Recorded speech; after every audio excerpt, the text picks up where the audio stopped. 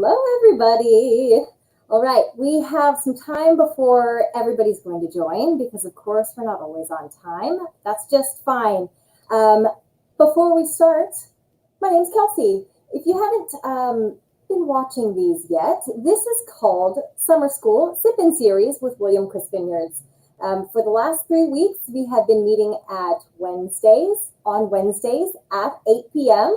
for about an hour of talking about Texas wine and, of course, drinking Texas wines. Today's going to be a little bit special because this is our 4th episode, and this is the last wine that you should have had in your pack. It is time to go and buy your next pack for the next 4 weeks. If you didn't join us for the previous 4 weeks, that's okay. You can jump right in. These are meant to build on each other. The great thing is you can go back and watch them. They are all saved on Facebook and our YouTube page. So just like our page and you'll be able to go back and watch all the episodes if you'd like, or just dive right in and ask any questions that you have. Speaking of, my comment section is open over here. So please tell me where you're calling from. Say hi if you've been watching these. It's nice to see you, Laura and Michelle, already. Coming back for more Texas wine talks. Today's topic is the taste of Texas. So we were originally going to talk about the future of Texas wine in the industry. But I decided that instead of doing that, we're going to push that to a little bit later because we're doing 15 weeks of this. I think that's going to be the last episode. So we're going to build up to ultimately what the future of Texas wine looks like. And today we're going to talk about what Texas tastes like because we have talked first about the Texas AVAs. I gave you a map of Texas. We talked about all of the wine regions in Texas that are growing grapes and what they're known for. After that, we talked about grape personalities. So, for instance, what would Tempranillo be like in Texas? Why does it grow well in Texas? What about its personality makes it go hand in hand with Texas? And last week, we talked about, what did we talk about last week? I don't even remember. Someone remind me what we talked about last week because it's totally fallen out of my brain. But today we are talking about the taste of Texas. So we're taking everything that we learned and we're really going to identify how all of the things we've talked about, great personalities and geography, affect the actual flavor of the wine, why it all matters ultimately. What did we talk about? All right, someone come in and remind me a little bit later because I cannot remember at all what we talked about. Oh, shame on me. Yay, hi, Anne. And Reed, Lane. Man, none of us remember. All right, prize to the first person who remembers what we've talked about in the last 3 weeks. It's been a lot of discussion. It's been very heavy. If you need a refresher, go back and watch it again. I clearly will have to because I need a refresher. But today is meant to be relaxed. We're just going to taste these wines together and really talk about how to get in with what Texas tastes like and identify it. So as I mentioned last week, I'm going to drink 2 Tempranillos today, and this is solely to help me compare these to each other. It's a tactic I often use, tasting wines next to each other, whether they're the same grape, same style, different style, just helps to have something else to compare to. So we're drinking the Parr Vineyards Parr Tempranillo from the year 2017, which was a fantastic vintage. And we're tasting Lost Draw Cellars Reserve Tempranillo from 2018. So without further ado, please open your wines. I think we have most people joined. Yes, Michelle, last week was the Grenache. What did we talk about? Single vineyard sites. Awesome. Oh, I'm sorry if someone was going to put that in here. So we talked about single vineyard sites, which was kind of a nice counterpoint to the first episode where we talked about the entirety of Texas and the geography. So we are drinking again from a single vineyard site. This is in Parr Vineyards, but like I mentioned last week, you are drinking from the Texas Hill Country this week, while last week was the Texas High Plains. So you have a major difference there. And just a reminder, the Texas High Plains is it's up near Lubbock, Brownfield, You're up near the Texas Panhandle, not quite as far as Amarillo, but up there. And the Texas Hill Country is right where we're located and is the largest AVA in Texas. So in the Texas High Plains, you have a raised plateau. It's about 2,000 to 5,000 feet above sea level. The average height is about 3,500 feet above sea level. And the Texas Hill Country is much lower than that. You get between 700 and 2,000 feet above sea level. So the average is 1,500 feet above sea level. So you have varying levels of altitude there. You also have temperature difference. The Hill Country is much hotter days and warmer nights than the Texas High Plains. Because of that altitude in the Texas High Plains, you get colder nights, warmer days. Also, the grapes up there are lifted towards the sun, so you see ripening difference. Smelling the wines once again to make sure there's nothing funky on these, to make sure that they're not flawed wines. And both of mine smell fruity, so that's a good sign. All right, tell me which Tempranillo you picked to pair with the William Chris Vineyards Tempranillo.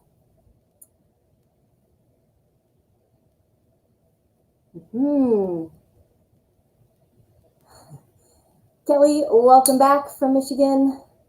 You're going to love last week's episode.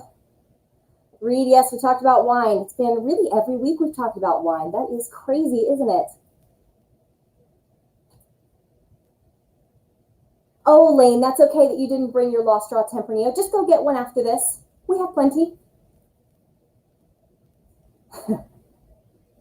And shame, you need to go to our shop and get a Tempranillo. And speaking of, on our shop page, which is williamchriswines.com, click on the shop page and you will find all 4 wines for the last 4 weeks. So if you missed an episode and you want to go back and watch it with the wine, you can buy that single bottle of wine, or you can buy all 4 of them. Or you can go online and buy the wines for the next 4 weeks, where we're going to drink Texas High Plains Mourvèdre. We're going to drink Blanc de Bois, Mary Ruth, and Artist Blend, which is awesome. Hi, everybody. Catherine, yes, we talked about terroir and growers of single vineyard sites. It all rolled in together. Kelly, awesome. Thanks for getting the next 4. Yay. All right. So there's just a couple things. I'm going to let these breathe for just a moment before we taste them. If you have not signed up for the Wine and Rosé Club yet and you would like to, I just want to let you know that there is still time before the August release hits. And remember, the Wine and Rosé Club is twice per year. There's one in it's April and one in August. So August is just about to hit. If you sign up now, you can still get that August shipment that has that wonderful Roussanne that we drank in the second week.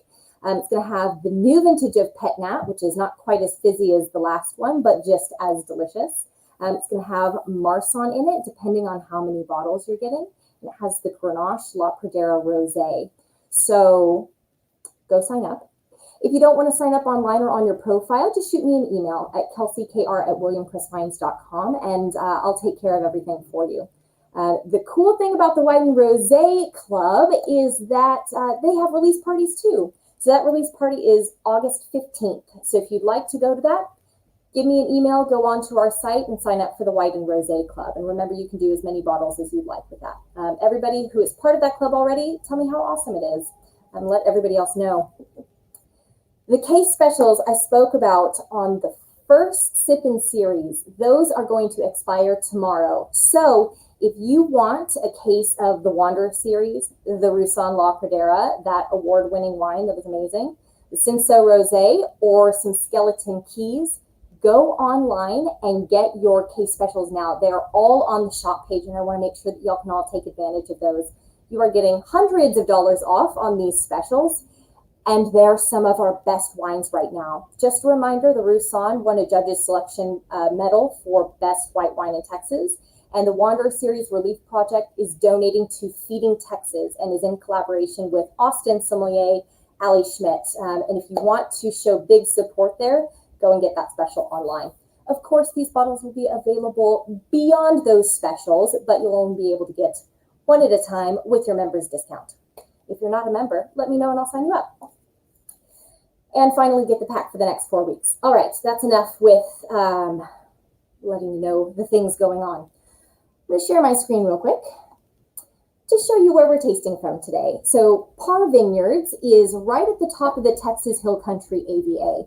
I'm not sure how close you can get to see this. If you see where it says Texas Hill Country, where the C is in country, that is right about where Parr Vineyards is. Now, if you look up in the Texas High Plains, right where the P is in Plains, that is where last week's wine came from, La Pradera Vineyard. So you have a major difference there. Just look at the colors of the terrain. That deep kind of tan color, that signifies to you that it is dry, sandy, also mountainous, or really it's a plateau, but mountainous. And Parr Vineyards is around a very green area. This is where we start to get warm, lots more water, closer to the ground, closer to Houston, if that says anything. Just more moisture in the air. So naturally, we have different grapes growing in these areas because of that major difference. Let's taste some wine. It's been too long already without drinking wine. If you don't have a second wine, that's okay. It's just a helping hand for myself to be able to compare. Every time I taste wine, it's like I've tasted it for the first time, for whatever reason. So I need just that helping hand to compare them to each other. All right, before I do anything to this wine, either of these wines, I want to assess them with you first. So pour your William Chris Vineyards Tempranillo, about 2 ounces. Gosh, look at that color. If y'all remember the Grenache from last week, such a light colored wine. This is deep in color. This is partially because they're different grapes, but also partially because they're from different areas in Texas. So we're looking at kind of a ruby colored wine, not a lot of rim variation there, and not a huge amount of depth of color. We can still see through this. You could read a book through this if you really wanted to. Give it a sniff. It smells a little bit funky. I don't know if y'all agree with me. And by funky, I just mean that there's something sitting on top of the fruit. We want to encourage the fruit to come out and for that funk to kind of blow off, which it totally will. And I think with this, we may want to decant a little bit just to kind of release some of that fruitiness and all the other stuff that's hiding underneath there. Just giving it a little swirl, already stuff is popping out. I don't know if y'all agree.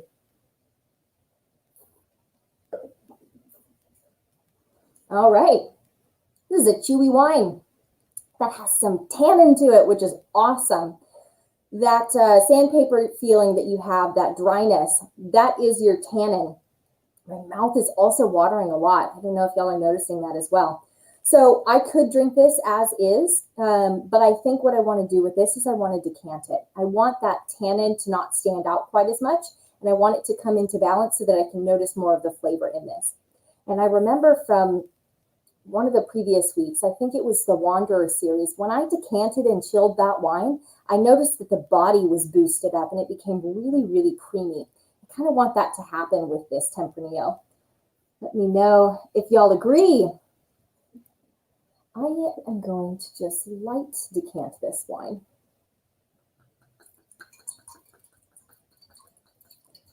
So the purpose of decanting is to spread the surface area out so that more oxygen gets in contact with the wine.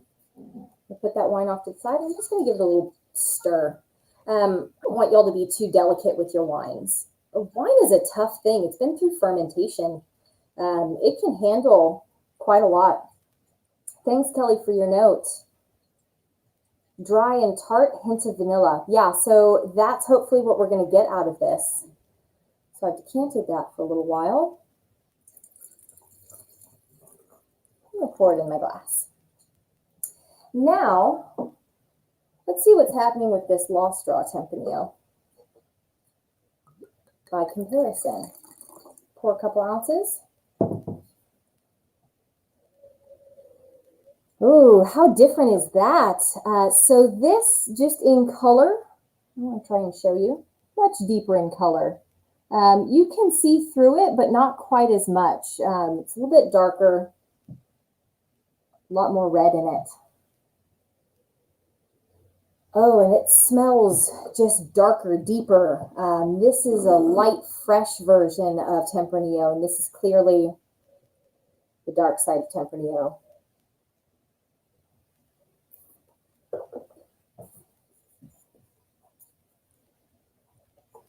I would drink that as is. Maybe it could use a little bit of a decant, but it really doesn't need much. So I just want to release this from any funkiness, any sulfur that might be sitting a little bit on top. Reduction is something that can happen when a wine has been out of contact with oxygen for long enough. I want to release that. All right, and again, I'm just pouring these next to each other to be able to compare them as we taste these together. Now, before we talk about what Texas is tasting like, what I really want to do is answer some of your questions from last week that I didn't quite get to. So Asia, you asked, is it still possible to get concentration in grapes with all the rain that we've been getting? Because we talked about if you have rain just before harvest, your grapes will swell with water and it will dilute flavors. It is completely possible to get concentrated flavors with this. There are so many different factors that go into growing these grapes. One of them is just the age of the grapes.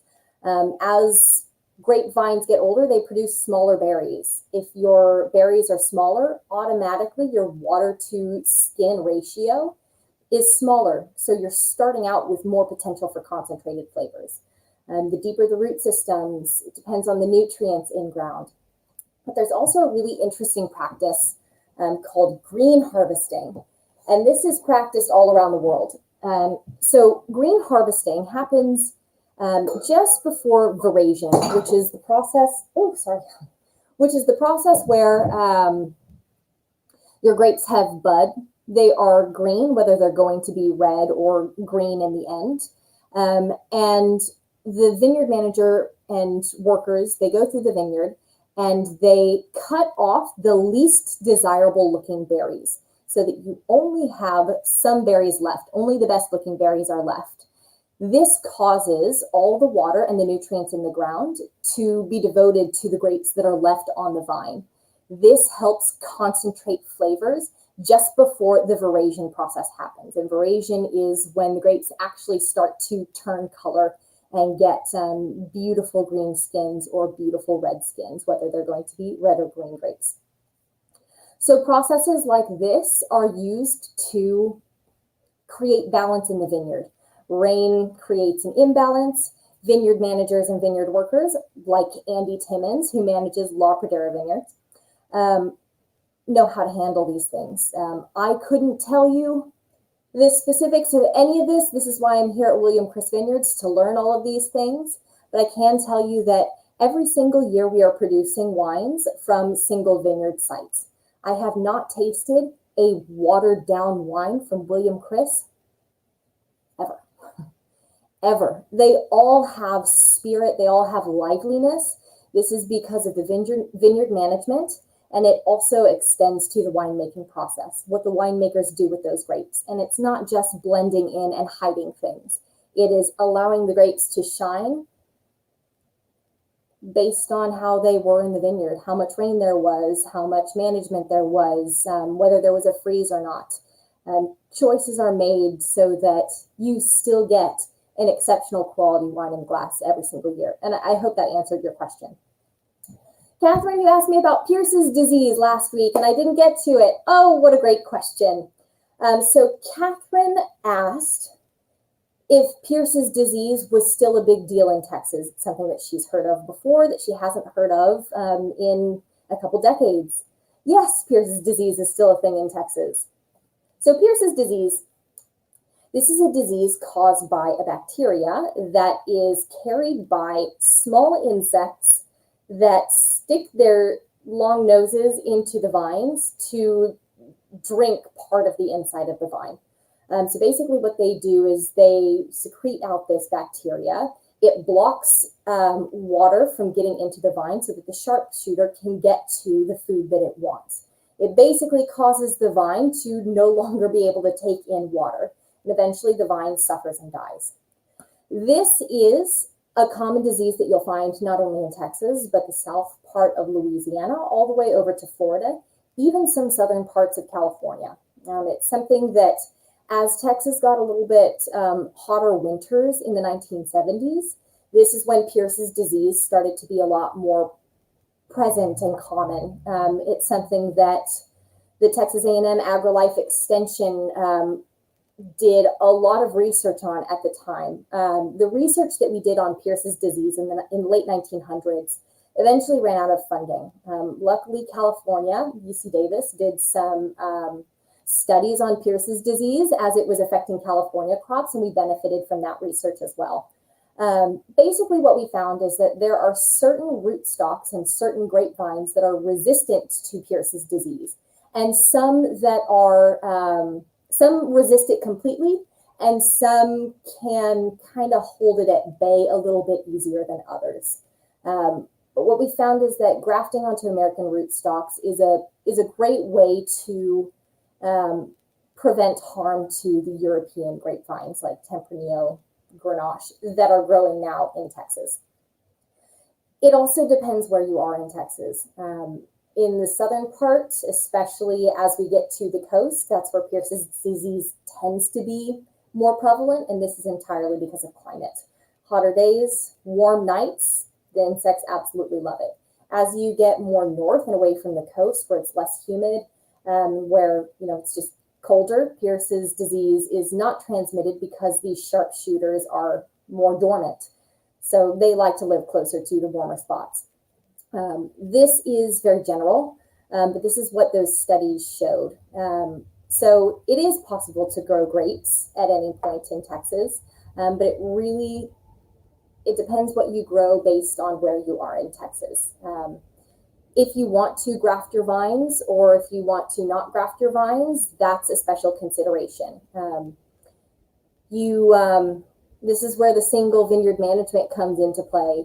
As a manager, do you want to be grafting your vines? Do you want to go that extra step? Are you willing to pay extra attention to what's happening in the vineyards so that you can avoid the signs of Pearce's disease? It also depends what's growing around the vineyard. Are you also growing other plants that tend to carry these sharpshooters? Will they hop onto your grapes and potentially destroy? Oak trees I mentioned last week. Oak trees are, a habitat for sharpshooters. They are near each other regularly. So these are all things to consider. Pearce's disease is a really big topic, and I'm just giving a very general answer. But basically, yes, Pearce's disease will always be an issue in Texas. There are ways to prevent it. Spraying pesticides will help, but it's not a cure. And you have to decide whether spraying pesticides is something you want to do in your vineyard. So what you can really do is hold it at bay and choose vineyard sites that are not at huge risk for Pearce's disease. Speaking of grafting, Parr Vineyards is cool. They are on completely ungrafted vines. So you have 100% European Tempranillo growing in the Parr Vineyards, which I think is really cool. And this vineyard was planted in 2006. And just as a comparison, last week's Grenache La Pradera was planted in 2010. So you have 4 extra years of grapes in ground. And if you remember that I said, longer time in ground concentrates your flavors, that's what you're getting here. So maybe what we'll see in this is a higher concentration of flavors. You get the reward from time in ground.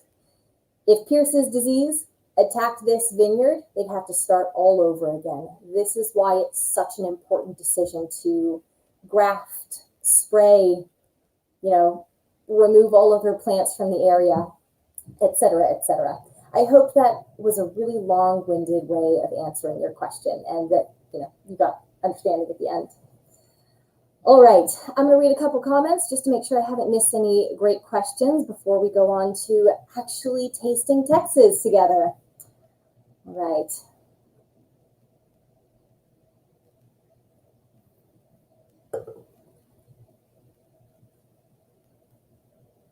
Michelle, your comparison Tempranillo doesn't seem to have much of the tannin taste. Michelle, which Tempranillo are y'all drinking? you tell me? Kelly agrees that the Lost Draw Tempranillo here tasted great straight out of the bottle. And we'll talk about why that is. I think I know one of the reasons, but I don't want to give it away too early. Lane decanted the Tempranillo for about 1.5 hours. Awesome. That's awesome. I hope it was very rewarding to do that.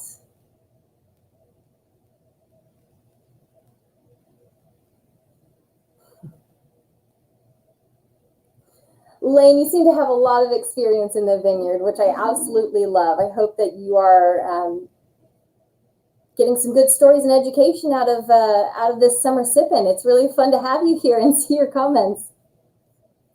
Alrighty, guys, let's taste some wine. So I'm not going to tell you how each of these wines were treated, even though I know, because I want you to come in as unbiased as possible towards these. And when I say how these were treated, I mean, were they aged in oak, stainless steel, how long they were fermented for, what temperature they were fermented at, whether they were fined and filtered, etc.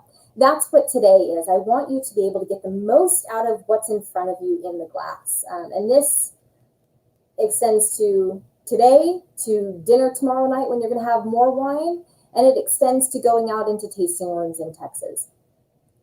What's important is why we taste wine, why we try and get strawberry and blueberry and earth and potting soil and leaves and desert sage out of these wines. What is the purpose?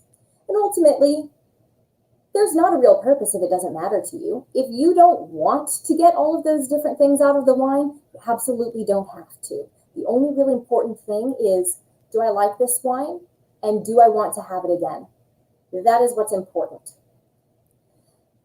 There are, and I'll give you 2 major reasons why you may want to start identifying your flavors and tastes. The first is because you're in a testing situation. If you are studying to be a wine person that assists other people with their wine choices, of course, it's helpful to be able to recognize structure and flavors in wine. If you're not testing, there is one reason why you may want to start identifying these flavors. And it's so that you can ask for things that you like. And you can accurately describe why you don't like something. This is a practice that people use so that they can go into a wine bar or they can go into William Chris Vineyards and say, hey, I've never had Texas wine before. I don't know what to expect, but you know what I know about myself is I do not like tart wines. Please don't give me a tart wine. And then the person pouring you your flight will say, well, hey, this is a tart wine, but this is how you can treat it so that it's not so tart. Or maybe you would prefer this wine instead. If you can get that accuracy, just basically tartness, I don't like it, then you can hopefully find more consistency in how much you like your wines and hopefully love them. Because there's so much wine out there, it's really, really difficult to always get a wine that you like. And feel free to tell me in the comments when you've gotten wines that you've hated and what you didn't like about them. What I want you to get out of today and the rest of these Summer Sippin' episodes is consistency. Telling people what you like about the wines and identifying it for yourself. And something I hear very, very often, which is totally okay, is I don't like that wine and I don't know why. And it's okay. If you don't like the wine and you don't know why, that's totally fine. But I would love for you to not have gotten that wine in the first place. I want you to drink wines that you love. William Chris makes a lot of wine. There's got to be something in there that you would be drawn to, and I want you to be able to accurately describe that. Haha. Kelly loves Cabernet Sauvignon, or is it Cabernet Franc?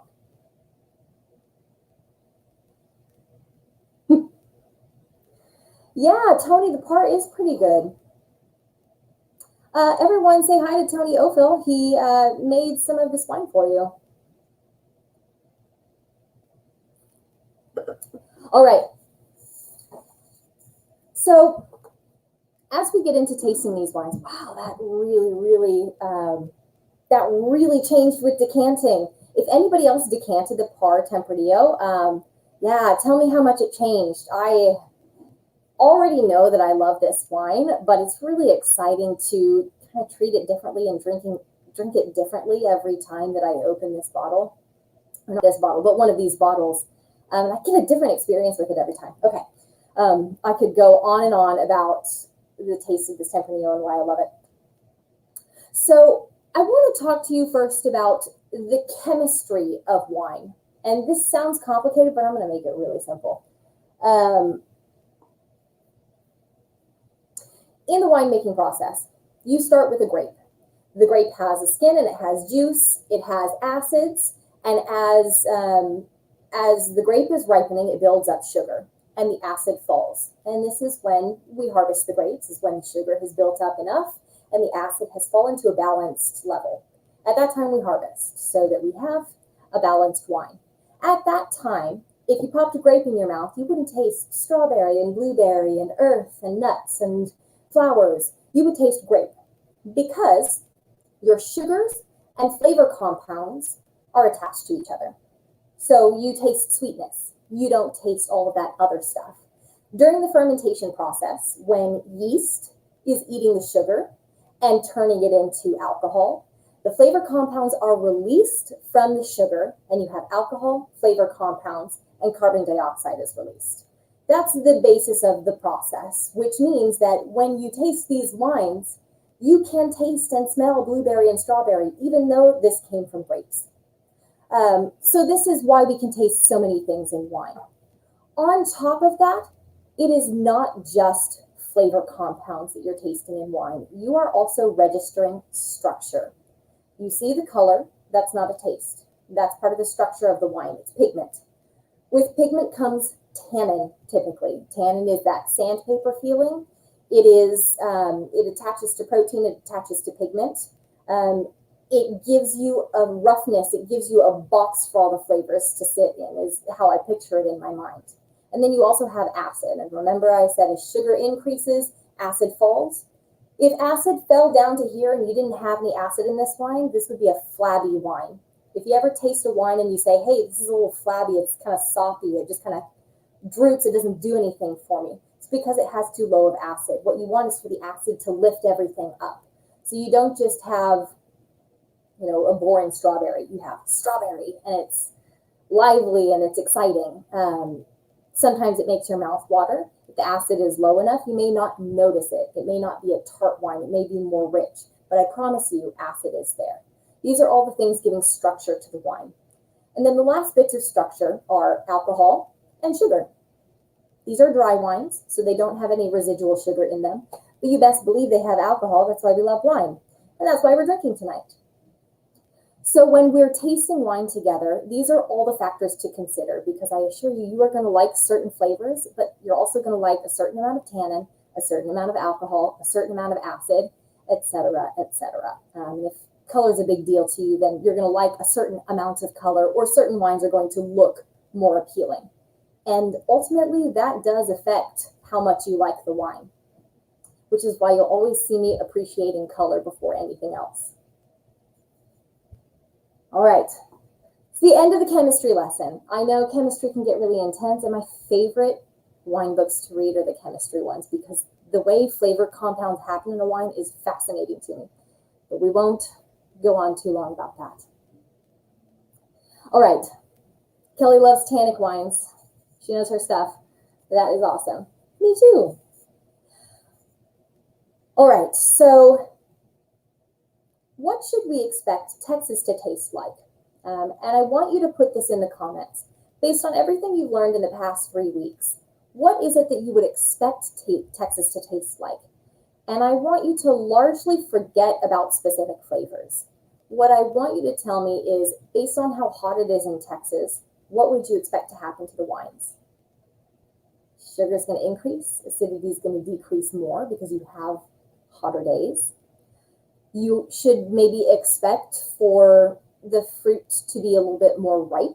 So you can get cranberry in a wine, but in Texas, because it's very hot, maybe you're more likely to get that strawberry. Maybe in a white wine, you're more likely to get tropical fruits like banana, mango, etc., etc.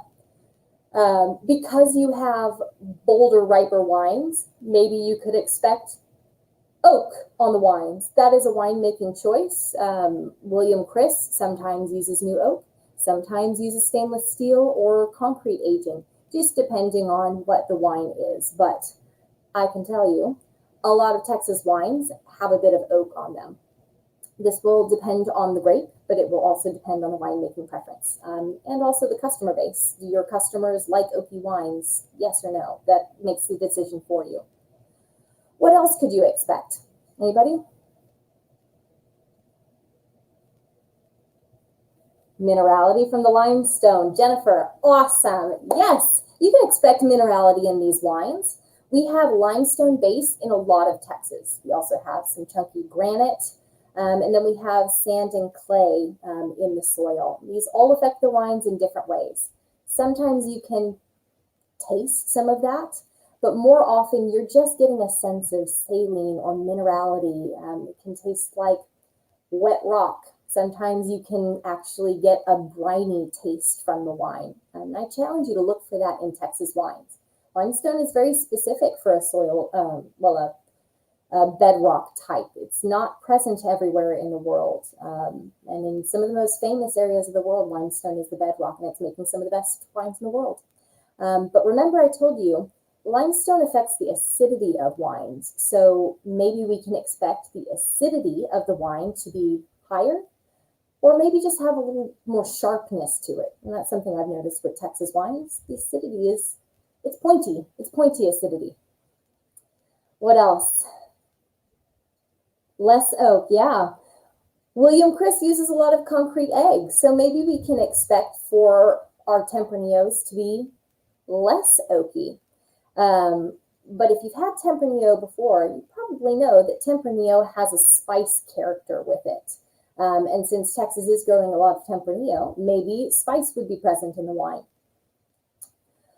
So when a grape is pulling nutrients from the wine, remember that the nutrients that the grapes are pulling from the soil are the same set of nutrients that the other plants in Texas are pulling from the soil, which means that you have the potential for similar flavor compounds to pop into the grape that do in the other vegetables and things, plants, trees that are growing in Texas. So if you've seen oak trees around our property, maybe our property has an oakiness to the wines. Those flavor compounds can actually be similar to each other in the grape, which means if you've ever heard Chris Brundrett say, desert sage, this wine smells like desert sage, this wine smells like desert sage, there is a reason. It's because desert sage is growing in Texas. It's growing a lot in Texas, and you can actually retrieve that into the wines post-fermentation. If you have a winemaker that is being very careful with the flavor compounds, because remember, these are some delicate compounds, and during fermentation, it's very important to make sure the temperature is right and that you're not taking anything away from the wines. So with careful winemaking, you can actually get flavors like desert sage. What else is growing in Texas? Peanuts, squash, watermelon, alfalfa, lots of different herbs, not only desert sage, but basil, thyme is growing here. I see rosemary everywhere. Texas can potentially taste like all of these things. And finally, what did we talk about last week?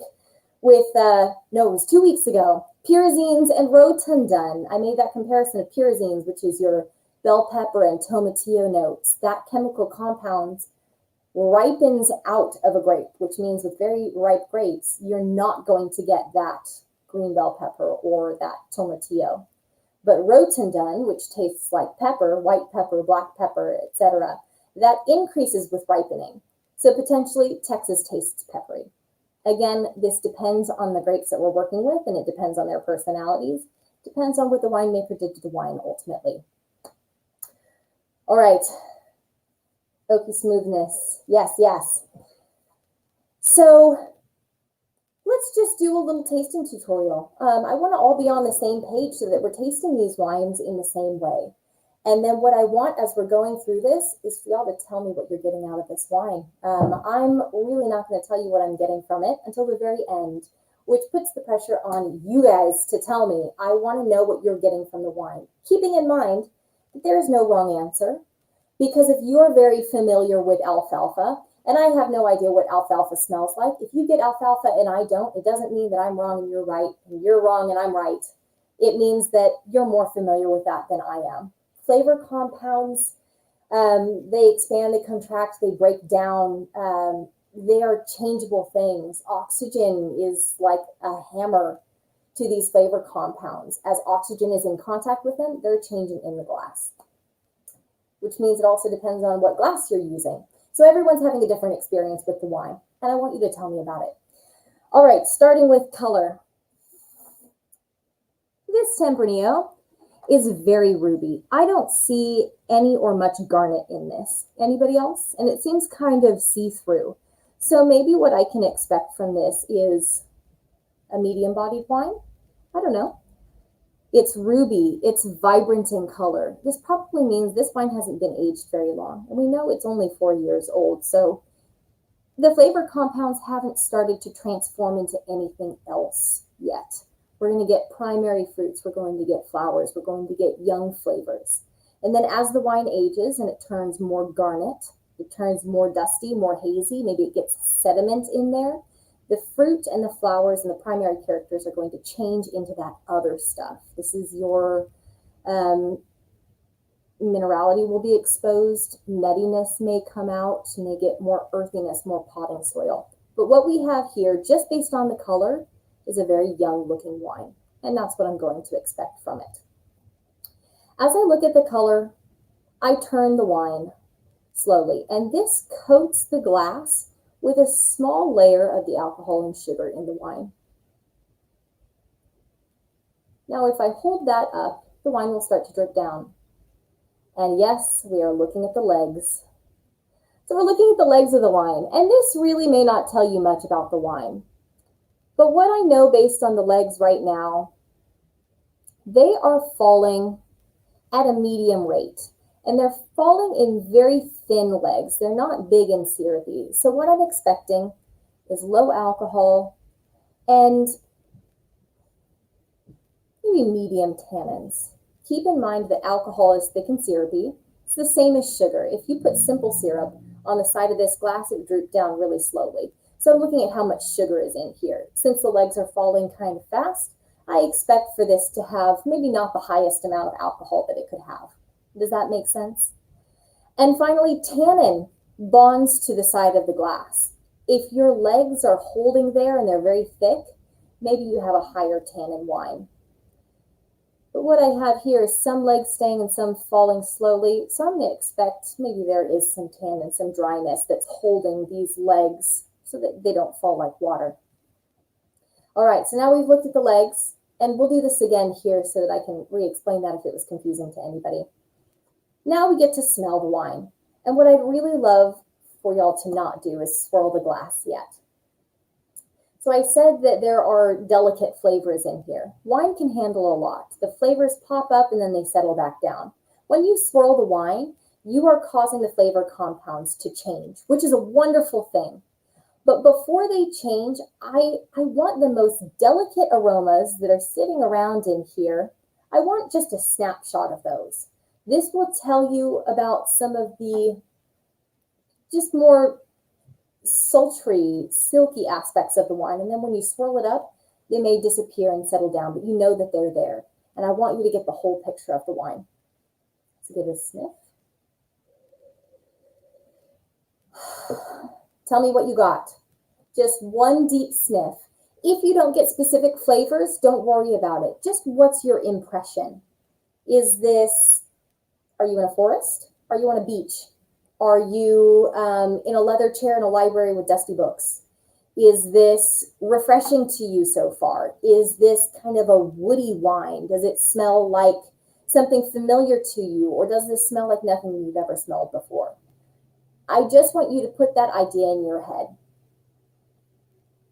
I'll tell you a little bit about what I smelled. I smell cedar planks. That's what I smell so far. This is spice sitting on top. There's no funkiness, and I also don't get a lot of fruit off of it so far. The delicate aromas that are sitting on top for me are very aromatic wood notes. Does anyone agree with that? Or is anyone getting something totally different?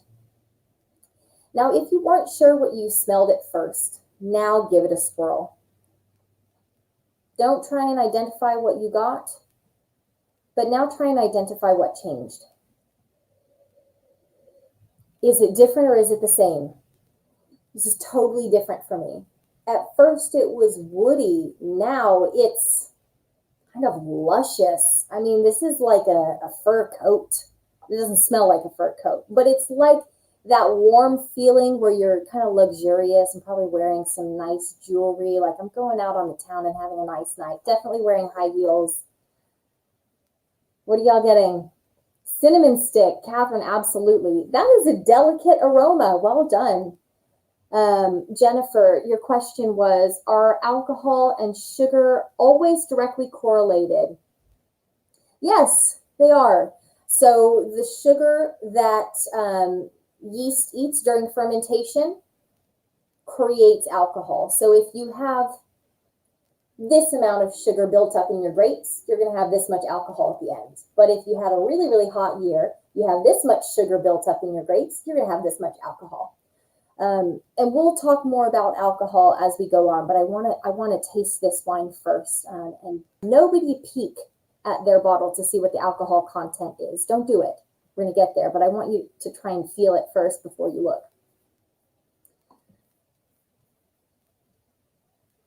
Lane, that's great. So Lane is seeing different colors. She sees a blue navy.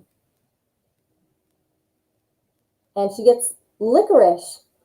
So Lane, you say you don't know if that's a Tempranillo trait. Keep in mind that all Tempranillos don't taste the same.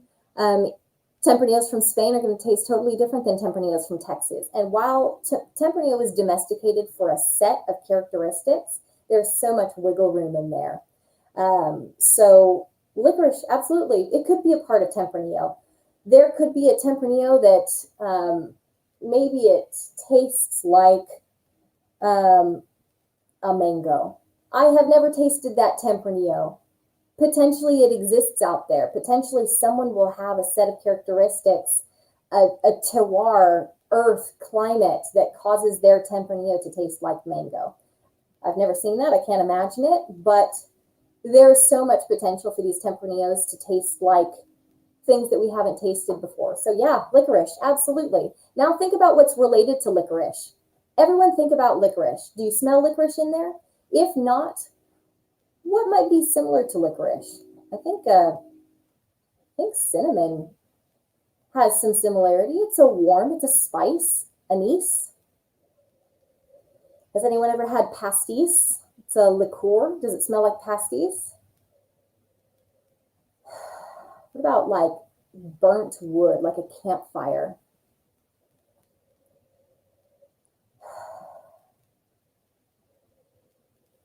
Glenn says wood, damp ground under lots of shade. Oh yeah. Is this wine maybe a little buggy? It's a little like earth that's damp.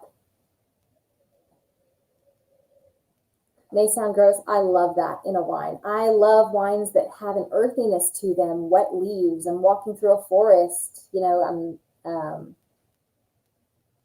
sitting on the ground and having a picnic. Kelly, I love that. Your Tempranillo seems to get smoother the longer it's in your glass. Yeah, that is what should be happening. The balance of your wine is ever changing as it's in contact with oxygen. So I love that you're starting to identify and see that. Great. Now, if you have your other Tempranillo, I want you to go to that one now. And then we're going to go back to the first one. So look at that color. There's a bit more brown around the edge. And it's deeper in color. So I'm going to expect maybe this Tempranillo has started to transition into the other things. Looking at the legs, these are falling a little bit slower, and the legs are very close together, so maybe this has a little higher alcohol. But then looking on this side, the legs are falling a little bit faster. So maybe that means that there's not so much tannin in this. Now we smell. It's a little bit subtle at first, but I'm getting some flowers on this. I'm going to go back and see. Yeah, this definitely smells a lot more woody. Oh, but I noticed that floral note in this wine now. It's subtle and it smells different, but I do notice this has the first wine, the William Chris Vineyards Parr Tempranillo, has some floral notes to it. Do y'all agree? Did you not notice it before? It's a little more like potpourri. And then in the Lost Draw wine, it's a little bit more fresh flower. And now swirling. Oh yeah, this has some jam to it. It's jammy, it's dark, it's deep, it has chocolate. And now I go back to this first. Yeah, it is much more fresh fruit. So I'm just confirming the things that I smelled before. It's fresher fruit. But you know what was similar in both of these? We didn't talk about the type of fruit that's in these. Tell me if you are getting red fruits. And if it's red fruits, is it berries or is it jam? Or is it blue fruits like blueberry? Or is it purple fruits like plum?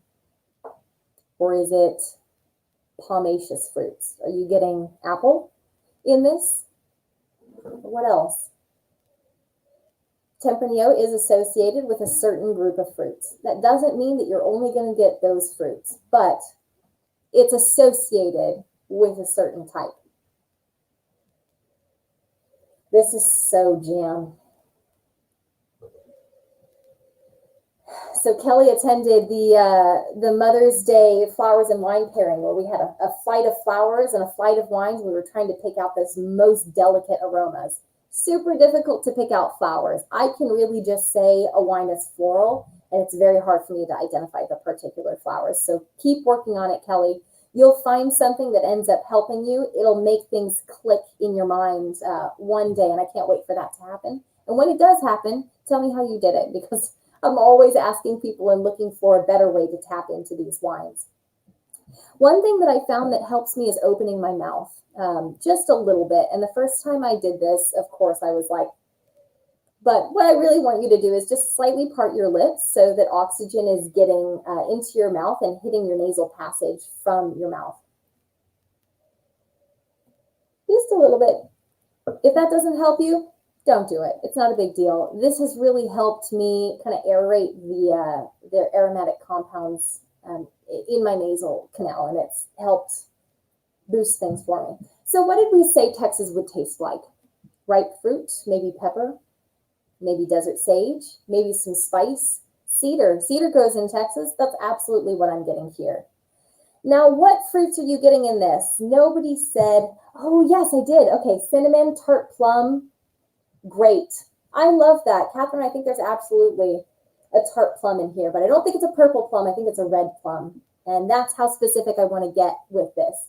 This plum is one that I picked out at the store. It's really hard. It's not yet ready to eat.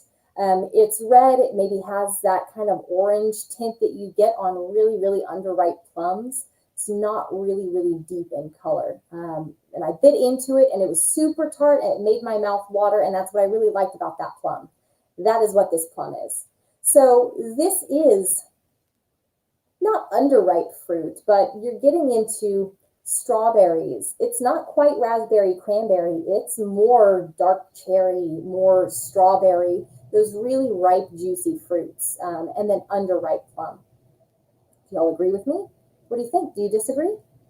This is what Texas tastes like. This is a red fruited Tempranillo with cedar notes, spice notes. We didn't talk about herbs, and I want you to go back and see whether you can get any of those subtle herbaceous flavors. Is this an herbaceous wine?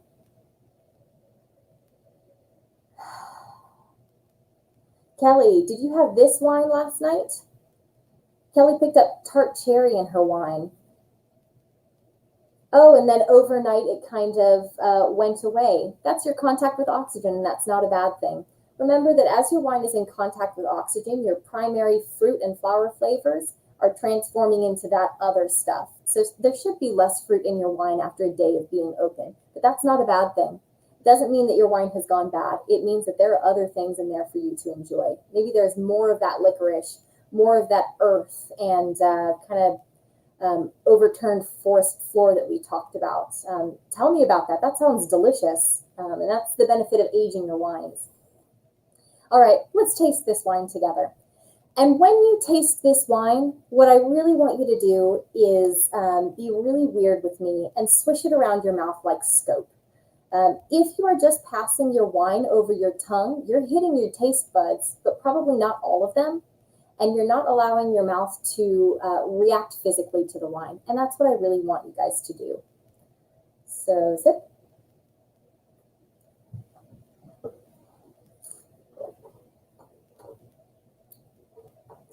My gosh, such a reaction. There's so much tannin in this wine. Tannin, I'm feeling it on the top of my, the roof of my mouth. I feel it on the tip of my tongue, but mostly where I register tannin is right here on the top of my gums and my teeth. This is also why your teeth get stained. The more tannin bonds to pigment, remember? So the tannin is sticking to your teeth, and it's also holding the pigment there. So when you see someone with really red teeth, you know that they're probably drinking a pretty tannic wine. So yeah, there's lots of tannin in there. This has structure to it. Imagine this wine without any of that tannin. It would drink a lot smoother. It would maybe not pop so much in your mouth. I like the dryness of this. I like that tannin, and it kind of boosts up that spice character for me. Now, take another sip, and this time don't swish it around your mouth. Just drink it normally. You have prepared your mouth to drink this wine. It's already physically reacted. It doesn't need to again.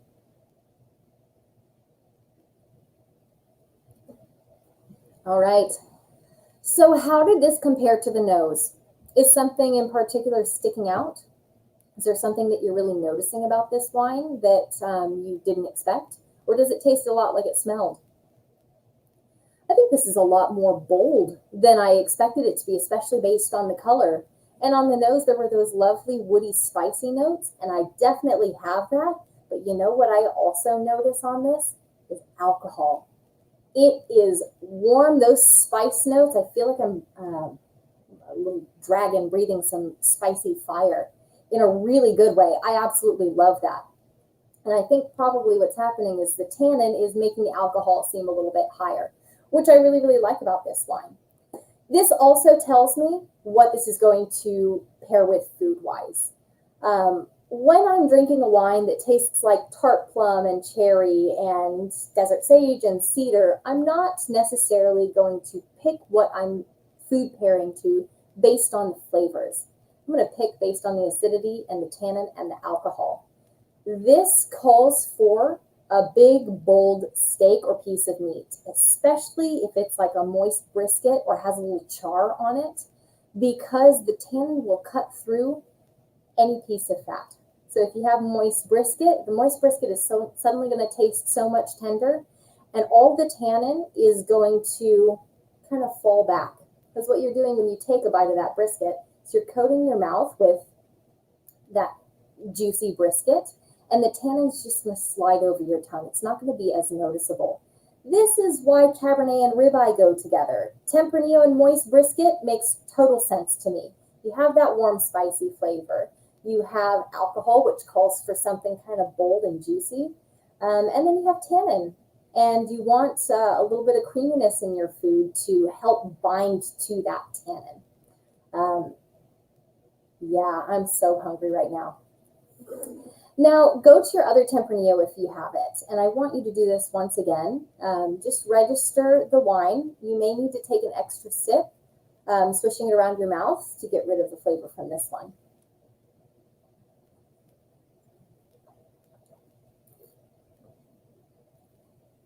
Everyone agrees. We all want pot roast. And Catherine, you prefer the William Chris undecanted. That's awesome. That's something to know about yourself. You prefer that bold kind of punch you in the face wine. When you decant something, you're allowing everything to come in balance and kind of settle down. If you don't want your wine to be balanced and settled down and you want it to be like a pow wine, don't decant. Absolutely. That's awesome. I'm glad you said that. All right. So your other wine, how is it different? What would this maybe pair with that's different than a steak? Or is this also a steak wine? If you are going to say this is also a steak wine, you must get specific about what kind of steak you would do with what. Is one of them charred and one of them is not? Is one of them a filet mignon and one of them is a ribeye? Get really specific because these are definitely not the same wines. This is riper.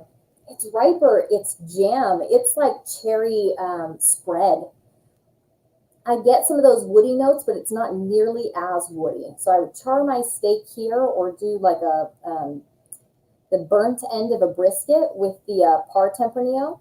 And with this reserve Tempranillo, I would do something.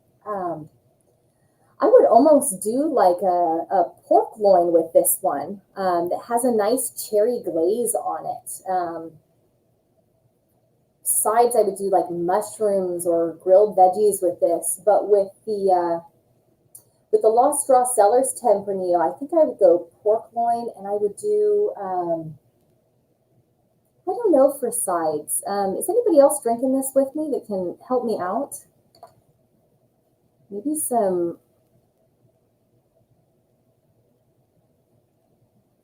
I don't know, that's tough. This could go with so many different things.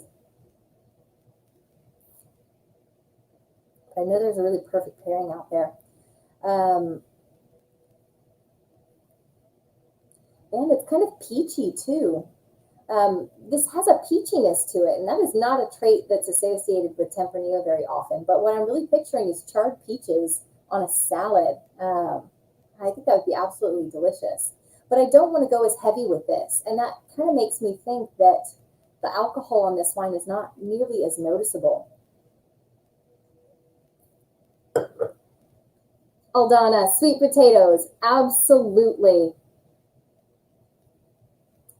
Yeah, absolutely. Thank you for that. Sweet potatoes, yes. So you have nice jammy fruits. I think potatoes would be great. And I wanted to say baked potato, but I just felt like that wasn't specific enough. And I think whipped sweet potatoes would be perfect with this. So we have two Texas Tempranillos that are calling for totally different things. When you look up the profile of a grape online or in Wine Folly, don't just pay attention to what the tasting notes there are, because think about how different these are. You can't expect all Tempranillos to taste the same, and that's the beautiful thing about wine is that they don't. All right, now we talked about alcohol. I want to check and see how high these were. I expect that the William Chris Vineyards Tempranillo to be a little higher in alcohol than the Reserve Tempranillo from Lost Straw Cellars. But I could be wrong, and this has to do with the balance of the wine. So let's see. The William Chris Vineyards Tempranillo is at 13.4% alcohol. And, drum roll, the Lost Straw Reserve Tempranillo is 13.8. It's just a little bit higher.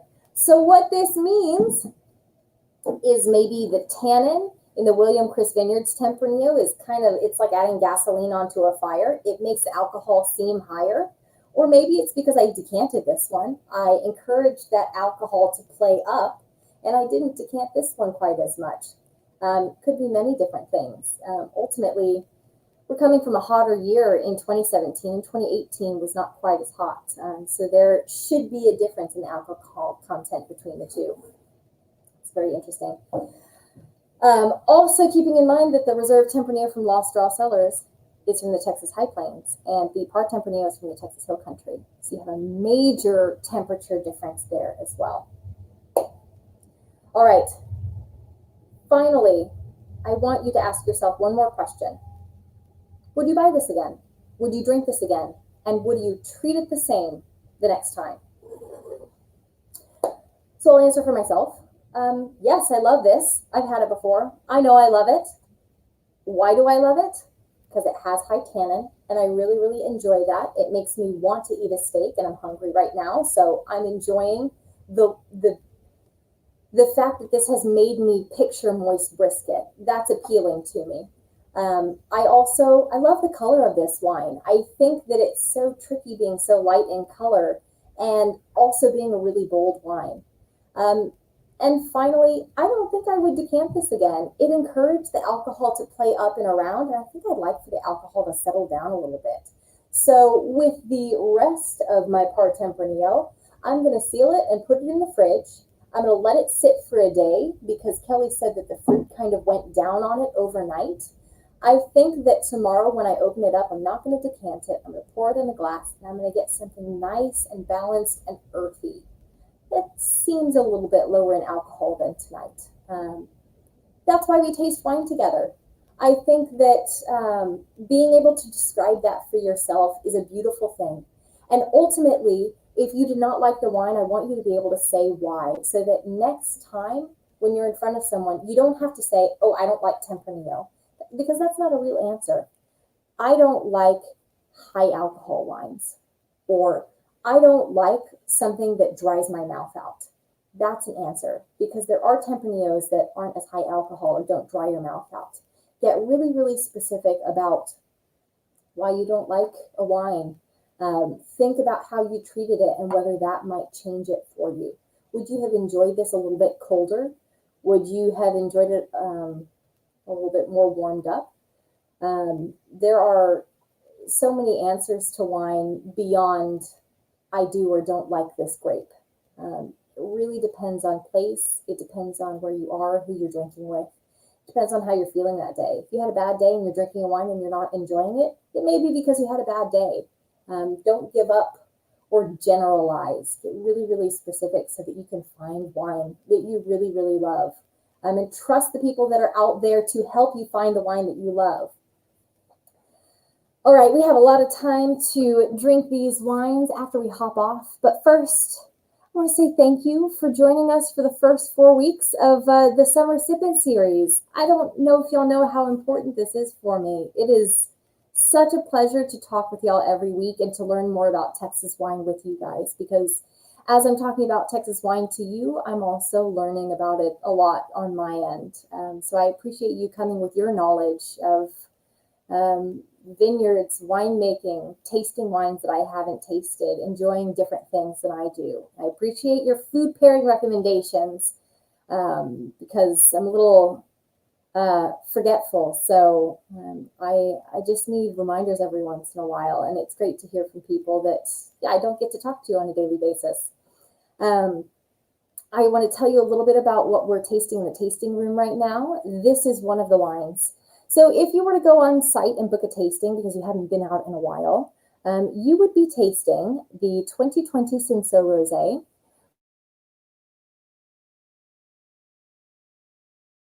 It is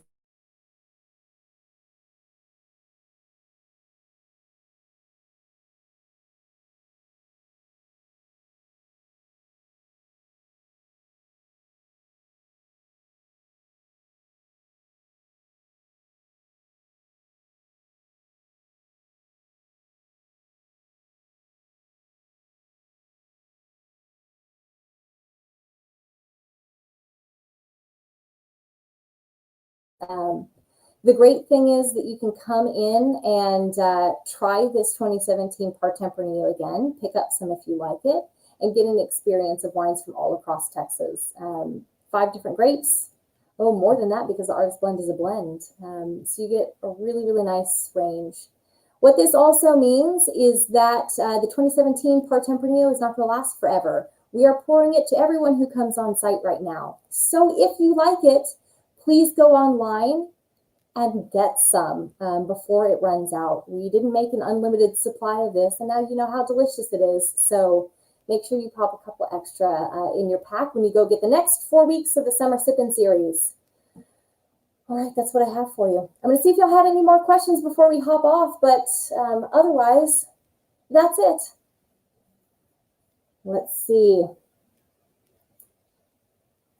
No questions, but everyone is loving William Chris wines, which is awesome. Lane says about the wine, nice acid and tannin and color and bold. Yeah.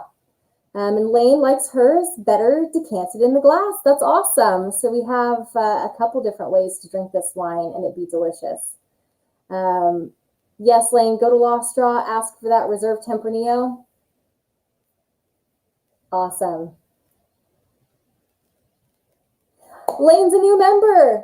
Welcome to the family. That's awesome. That's awesome. I can't wait to see you at the next release party. Those are so much fun. Anyone who has not had a tasting in a while, go out. We're pouring some of the best wines that I've ever had from William Chris so far, including that Cinsault Rosé. We will be tasting that eventually in the Summer Sippin Series, so make sure you continue to watch these and stay tuned. Remember that you can always pass me your questions at kelseykr@williamchriswines.com. But that there are many, many people that are at the vineyard ready to be helpful to you with any questions that you have about any one of our wines or anything in Texas. All right, the last thing I'm going to do for you is I'm going to give you a QR code to scan so that you can go onto the shop and go get your pack if you don't already have it. Scan away, go get your stuff, and I will see you next week at 8 p.m. After I finish drinking both of these. Any questions that I didn't get to yet, I will. But for now, this is me saying goodnight. Sorry to leave you all, but thanks again for the first 4 weeks, and I will see you soon. Bye, guys.